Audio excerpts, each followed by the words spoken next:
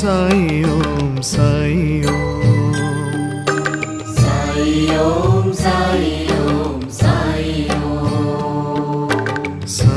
ओम साई ओम साई ओम साई ओम साई ओम साई ओम साई ओम तन मन प्राण में साई ओम तन मन प्राण में साई ओम तन मन प्राण में साई ओम तन मन प्राण में साई ओम साई ओम साई ओम साई ओम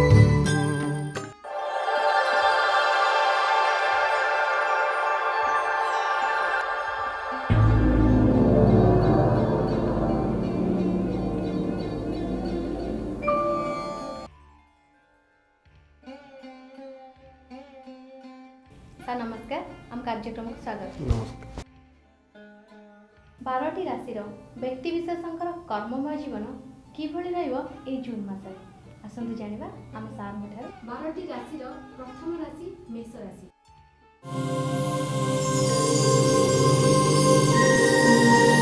मेष राशि व्यक्ति विशेष मानक पई एही मासरे आपण आर्थिक क्षेत्र में समृद्धि पाइबे। एही मासरे आर्थिक शिक्षा कर्म पारिवारिक प्रत्येकटी क्षेत्र में आपण सुसंवाद प्राप्ति करिवे। निजर स्वास्थ्य उत्तम रहिबो।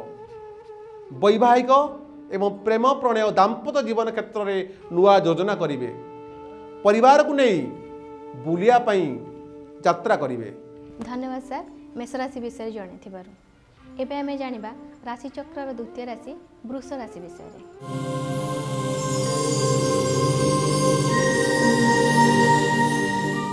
वृष राशि एही राशि आपण आर्थिक मध्यम रहिबो। पारिवारिक जीवन सुख समृद्धि रे भरी रहिबो किंतु आपणकर स्वास्थ्य किछि खराब रहउथिबारु आपण सतर्कता अवलंबन करंतु। संतान मानकर प्रशंसा को नहीं आपण बहुत खुशी रहिबे। तेणु ए मासर आरंभ आपणक सपक्ष रे नाही। मासर शेष समय बसी आपणकर प्रत्येक दिगरे सफलता पाइबे। धन्यवाद सर आपण वृष राशि विषय कहिथिबारु। एबे हमें जानिबा मिथुन राशि को विषय रे।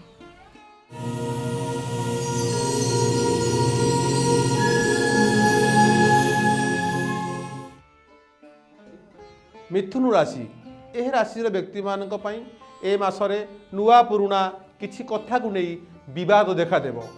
बंधु मानक ठारू विश्वासघातकतार शिकार हेबे।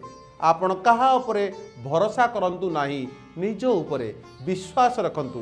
धैर्यर सहित कार्य करंतु। देखिबे प्रत्येक क्षेत्र रे आपणक सपक्ष समझिब।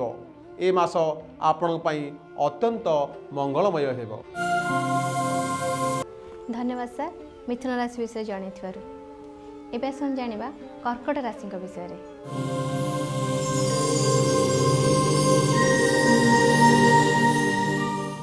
कर्कट राशि ए राशि व्यक्ति मानक पई ए मास अत्यंत शुभ न हेले मध्य खराब हेबो नाही।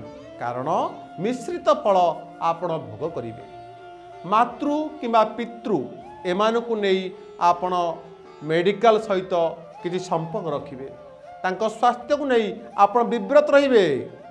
कैरियर एवं शिक्षा क्षेत्र में किछि मात्रा रे प्रतिबंधक देखा देव।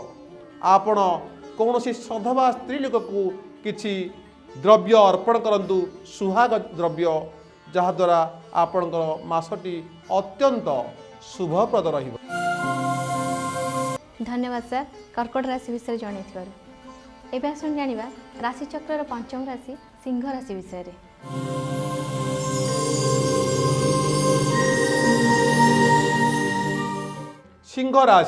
सिंह राशि व्यक्ति मानक पई ए मास अत्यंत लाभप्रद रहिबो। कारण आशा करुवा दिगरु अर्थ प्राप्ति हेबो। अनेक दिनर आशा सफल हब।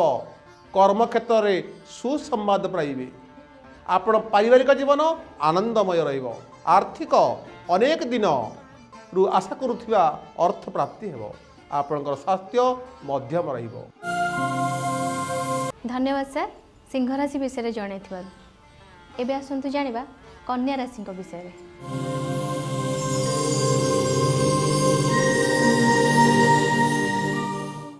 କନ୍ୟା ରାଶି ବ୍ୟକ୍ତିମାନଙ୍କ ପାଇଁ ଏ ମାସ ଶୁଭ ନୁହେଁ, କାରଣ ଏ ମାସରେ ପାରିବାରିକ ଜୀବନକୁ ନେଇ ଆପଣ ବିବ୍ରତ ରହିବେ। କର୍ମକ୍ଷେତ୍ରକୁ ନେଇ ଆପଣ ଚିନ୍ତିତ ରହିବେ। ଅର୍ଥ ସ୍ୱାସ୍ଥ୍ୟ ଆପଣଙ୍କୁ ପ୍ରଭାବିତ କରିବ। ତେଣୁ ଏ ମାସରେ ପ୍ରତ୍ୟେକ ଦିନ ଶୁଭ ଫଳ ପାଇବା ପାଇଁ ଆପଣ ମାସର ପ୍ରଥମ ଦିନକୁ ଗୁରୁତ୍ୱ ଦିଅନ୍ତୁ। ଭଗବାନ ବିଷ୍ଣୁଙ୍କୁ ପ୍ରାତଃ ସମୟରେ ସମର୍ପଣ କରନ୍ତୁ। ଆପଣ ଦିନଟି ଶୁଭମୟ ହେବ। ଧନ୍ୟବାଦ ସାର୍ କନ୍ୟା ରାଶି ବିଷୟରେ ଜଣାଇଥିବାରୁ। ଏବେ ଆସନ୍ତୁ ଜାଣିବା ତୁଳା ରାଶିଙ୍କ ବିଷୟରେ।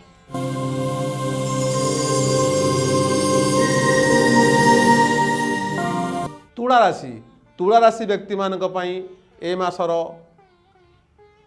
ବୈବାହିକ ଜୀବନରେ କିଛି ବାଧା ପ୍ରତିବନ୍ଧକ ଦେଖାଦେବ। ସ୍ୱାସ୍ଥ୍ୟ ମଧ୍ୟମ ରହିବ। ପାରିବାରିକ ଜୀବନ ଉନ୍ନତଦାୟକ ହେବ।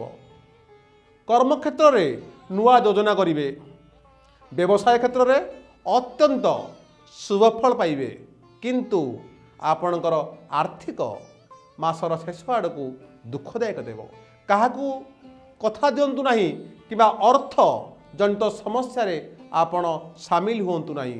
କାହାକୁ ଉଧାର ଦେବା କିମ୍ବା ଟଙ୍କା ଲଗାଇବା କ୍ଷେତ୍ରରେ ଆପଣ ଏ ମାସରେ ସତର୍କତା ଅବଲମ୍ବନ କରନ୍ତୁ, କାରଣ ଆପଣଙ୍କର ଏ ମାସରେ କିଛି ଅର୍ଥହାନି ଯୋଗ ରହୁଛି।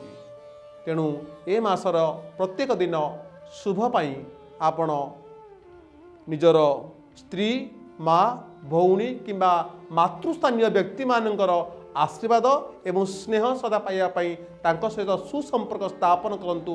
ଦେଖିବେ ମାସଟି ଆପଣଙ୍କ ସପକ୍ଷରେ ଯିବ। ଧନ୍ୟବାଦ ସାର୍ ତୁଳା ରାଶି ବିଷୟରେ ଜଣାଇଥିବାରୁ। ଏବେ ଆସନ୍ତୁ ଜାଣିବା ବିଛା ରାଶିର ବ୍ୟକ୍ତିବିଶେଷଙ୍କ ବିଷୟରେ।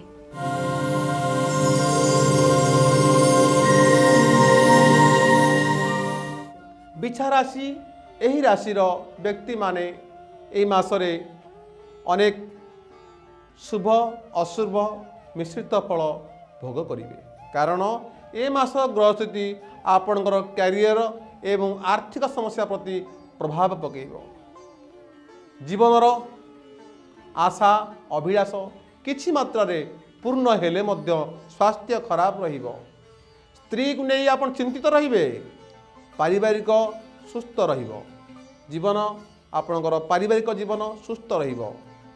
କିଛି ନୂଆ ଯୋଜନା କରିବେ। ଅଶୁଭ ଫଳକୁ ଖଣ୍ଡନ କରିବା ପାଇଁ ଶୁଭ ଫଳ ପାଇଁ ଆପଣ ପ୍ରତ୍ୟେକ ଦିନ ସୂର୍ଯ୍ୟ ଭଗବାନଙ୍କୁ କିଛି ଜଳ ଅର୍ପଣ କରନ୍ତୁ।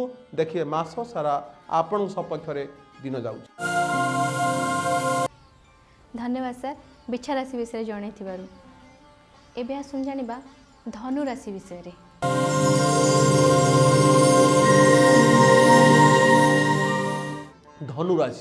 ଧନୁ ରାଶିର ବ୍ୟକ୍ତି ଏ ମାସରେ ଅନେକ ଶୁଭ ଫଳ ପ୍ରାପ୍ତି କରିବେ। ସ୍ୱାସ୍ଥ୍ୟ ଆପଣଙ୍କର ଉତ୍ତମ ରହିବ। ପାରିବାରିକ ଜୀବନ ମଧ୍ୟମ ରହିବ। କିନ୍ତୁ ସନ୍ତାନମାନଙ୍କୁ ନେଇ ଚିନ୍ତିତ ରହିବେ। ଯାତ୍ରା କରିବା ସମୟରେ ଯାନବାହନ ପ୍ରତି ସତର୍କତା ଅବଲମ୍ବନ କରନ୍ତୁ। ଦେଖିବେ ଏ ମାସରେ ଆପଣଙ୍କ ସପକ୍ଷରେ ଅନେକ ଶୁଭ ଫଳ ମିଳିବ। ଧନ୍ୟବାଦ ସାର୍ ଧନୁରାଶି ବିଷୟ ଜଣାଇଥିବାରୁ। ଏବେ ଆସନ୍ତୁ ଜାଣିବା ମକର ରାଶିଙ୍କ ବିଷୟରେ।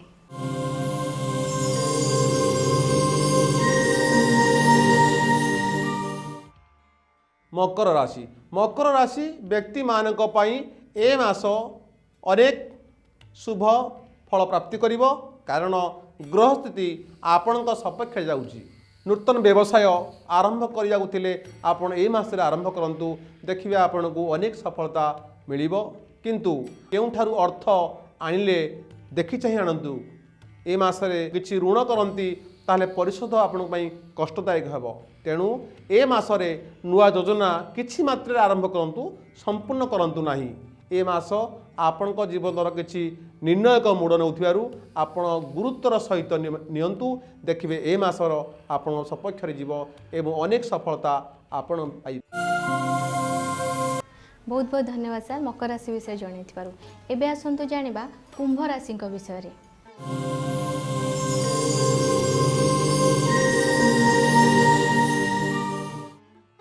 कुंभ राशि व्यक्ति मानक पई ए मास बहुत शुभ फल नहीं आसुची।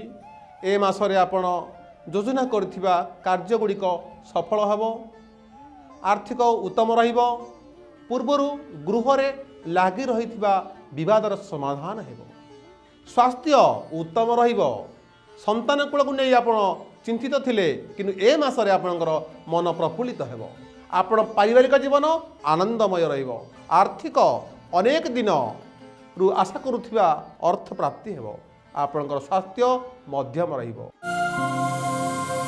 बहुत धन्यवाद सर कुंभ राशि विषय जन एबे आसतु जानिबा राशि चक्रर शेष राशि मीन राशि विषय रे।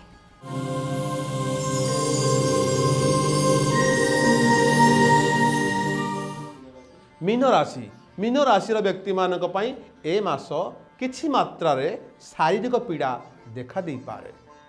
कैरियर एवं शिक्षा को नहीं रहिथिबा अनेक दिनर आशा सफल हेबो, पारिवारिक जीवन उत्तम रहिबो, संतान मानकर प्रशंसा को नहीं आपण बहुत खुशी रहिबे। तेणु ए मासर आरंभ आपणक सपक्ष रे नाही, मासर शेष समय बसी आपणकर प्रत्येक टी दिगरे सफलता पाइबे। बहुत बहुत धन्यवाद सर आपण आम कार्यक्रम को आसिले आम दर्शक मान समस्या समाधान कले 12टी राशि व्यक्तिविशेषकर कर्ममय जीवन ए मासरे किभଳି रहइबो जणैथिबार। तो दर्शक बंधु कार्यक्रम को एठी रखुछु। आपण माने जदि जानिया पय चाहउछंती प्रत्येक मासर कर्ममय जीवन आ कर्मफल किभଳି रहइबो ताहाले यूट्यूब रो कर्मफल चैनल को सब्सक्राइब करंतु एबो जानंतु। दर्शक बंधु रहुछि नमस्कार।